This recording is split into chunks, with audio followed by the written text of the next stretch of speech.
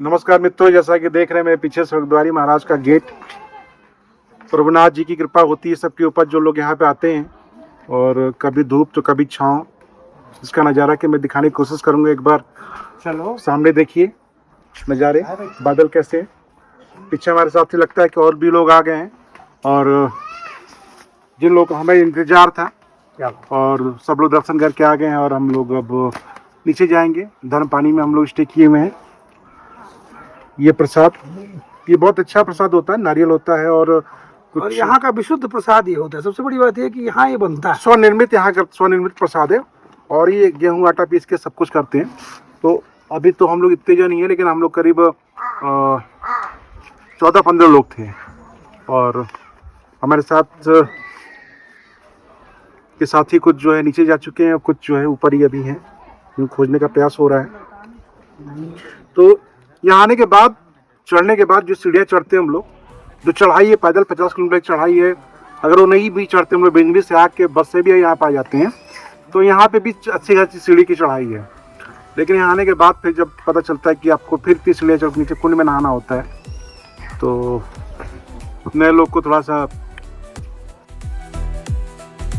एक छला हुआ महसूस करता है। लेकिन जब एक बार नहा लेता है तो बार बार नहाता है।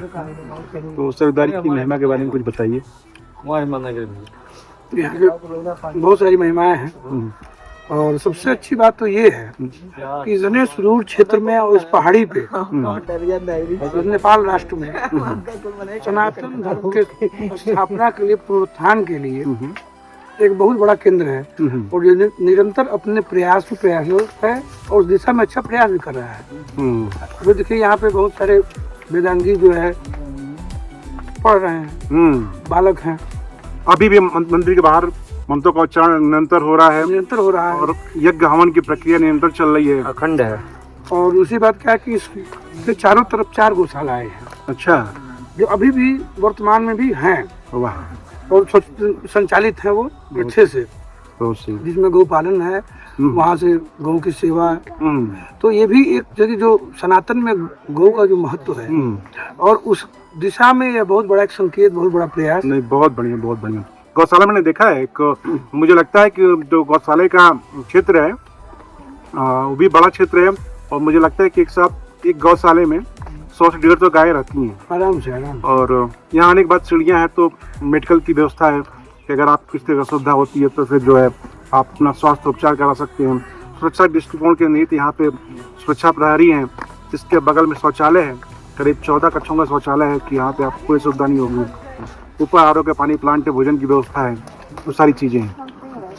तो आप भी आइए एक बार, इस रमणीक स्थल का भ्रमण करिए। देखिए जैसा कि धूप ताप छैया हो गई है और बादल आ गया, ये मौसम हमेशा ऐसा रहेगा और यहाँ पे बहुत ही ठंडा रहता है।